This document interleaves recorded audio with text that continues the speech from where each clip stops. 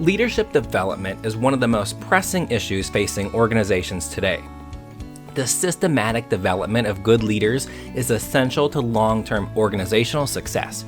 Oftentimes, organizations overlook this concept or undertake leadership development in a haphazard fashion.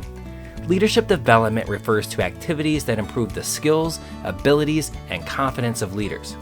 There are a few key leadership theories critical to human resources.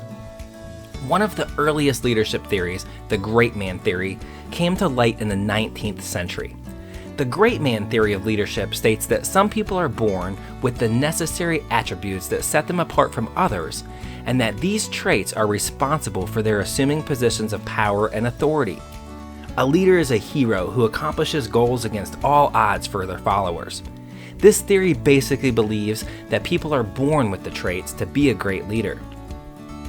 However, in the trait-based model, this focuses more on identifying the traits of successful leaders. Trait-based theoretical models of effective leadership draw on the idea that great leaders have certain character traits with the dated opinion that all successful leaders are born leaders. This theory also believes that people are born with the ability to lead. Behavior-based is the theory that regardless of who someone is, they should be able to adopt behaviors to be successful. The behavioral leadership theory focuses on how leaders behave and assume that these traits can be copied by other leaders. The behavioral theory has many advantages, primarily that leaders can learn and decide what actions they want to implement to become the kind of leader they want to be. It allows leaders to be flexible and adapt based on their circumstances. Another great benefit of this leadership style is that it suggests that anyone is capable of becoming a leader. Some disadvantages of this theory are that while it allows flexibility, it doesn't directly suggest how to behave in certain circumstances.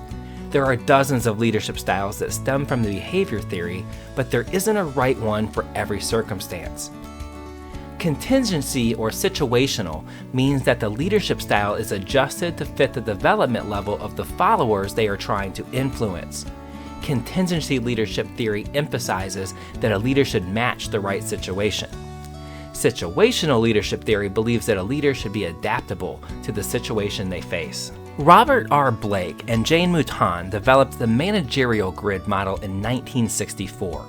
The duo discovered and studied ways of improving management efficiency while at Exxon.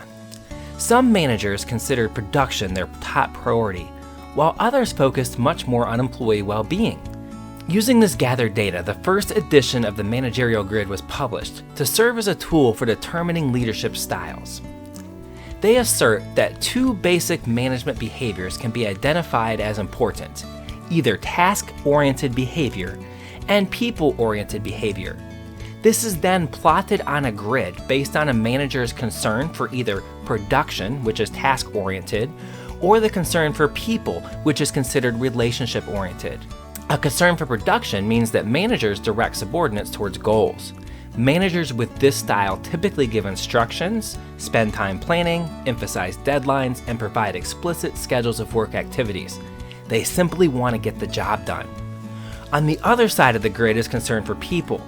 A concern for people means that managers are mindful of subordinates, respect their ideas and feelings, establish mutual trust, and build a fostering work environment. These managers are friendly, provide open communication, develop teamwork, and are oriented towards their subordinates' welfare. Each axis on the grid consists of a 9-point scale, with 1 meaning a low concern and 9 being a high concern. Depending on a manager's score on each of the two axes, they could be assigned different types of styles to managers. There are different ways in which leaders approach people to motivate them. The style of a leader may depend, varying on many factors. As there are various types of supervisory techniques, there could be an ideal match for anyone. An authoritarian leader exhibits close control over the workforce and motivates individuals through application of strictly enforced rules, regulations, and penalties. These types of leaders have final say and may often be considered micromanagers. General, this leadership style is negative, based on threats and punishment, and subordinates act as the authority directs. Delegative leadership. From this perspective, the key to success is to build a strong team and then stay out of the way.